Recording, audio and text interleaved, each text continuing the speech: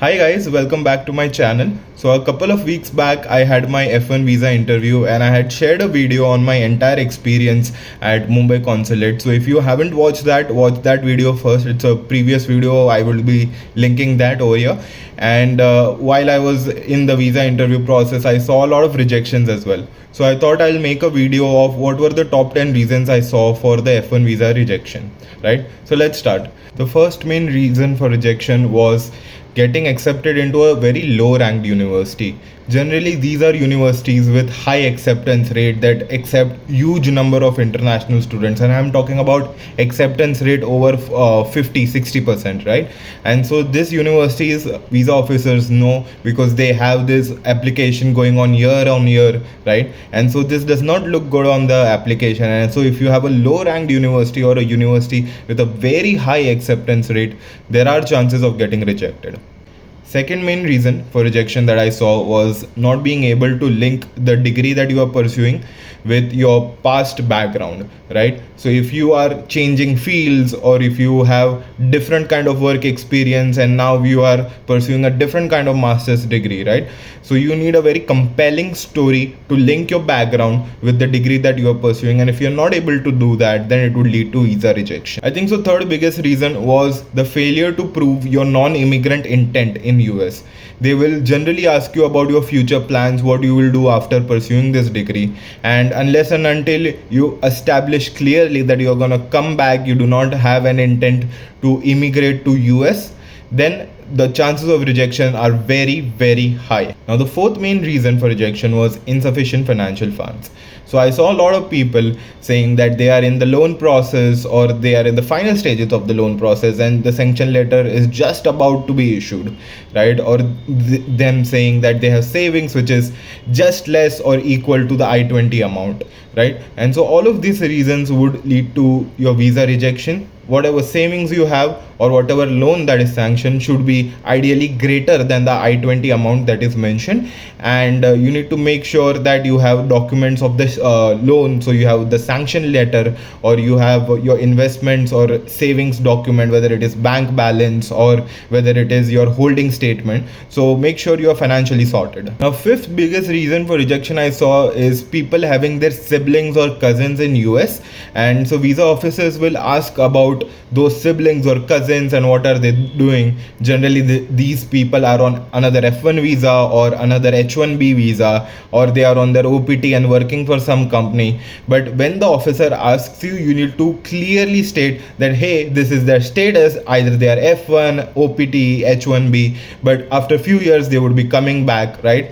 So the officer would not explicitly ask you, but if you do not make it clear that your sibling or cousin would be coming back, then that presents a red flag in your application and could lead to potential visa rejection. Now sixth reason is that either you have applied to too less universities or too many universities, right? So if you are applying to, let's say, one or two universities in US, right, then it shows that you are applying to that degree on a whim. You are not really sure about that degree. You need to have a really strong reason if you have applied for just one or two universities, and you need to justify that why you have only applied for two universities, right? Similarly, if you have applied for like 15 to 20 universities just in US, then again it's a really bad red flag, and they would assume that you just want to enter United States, and that's why you have applied to so many universities, right?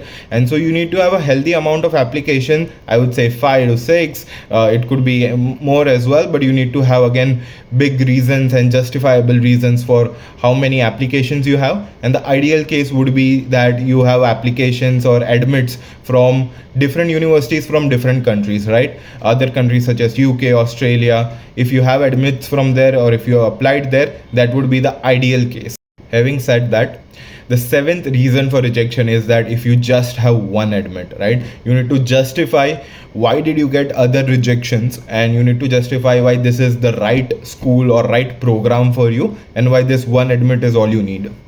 And since we are on the topic of admits, the eighth reason is that if you have a really good admit from your home country, or really any another admit from your home country, then you would need to justify why you are choosing a program in US versus not having that comfort or benefit of being in their home country if you are just gonna come back to your home country, right? So you need to have a good rationale for it, so make sure you do. The ninth major reason for rejection is that if you are either in violation of your prior visa terms, or if you have been refused a visa before, right? So let's talk about violation of prior visa terms, right? So if you were in United States either on a prior F1 or a prior B1, and if you violated some terms, for example, you overstayed your staying period, you said to the visa officer that you're going to stay for a month but you stayed for a month and a half or a two, right? So that's a violation of your visa term, and if you have such violation, that could lead to rejection, right? Second reason is, again, if you have applied for B1 or F1 prior and if you have gotten refusal,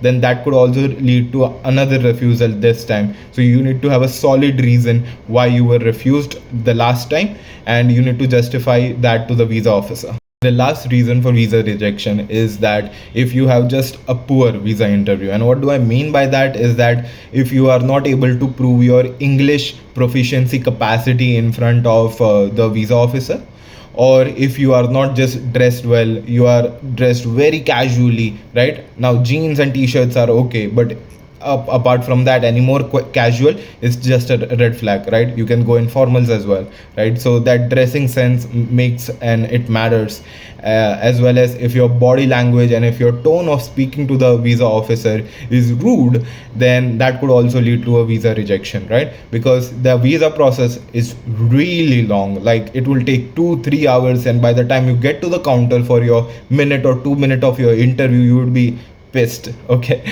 so that could lead to a negative tone or a negative body language, and you need to make sure that you are projecting confidence, you are projecting professionalism. So thank you for watching my video. I hope you got what were the top 10 reasons for visa rejection that I saw while giving my interview, and I hope you are able to prepare for it and that you get your F1 visa interview. All the best.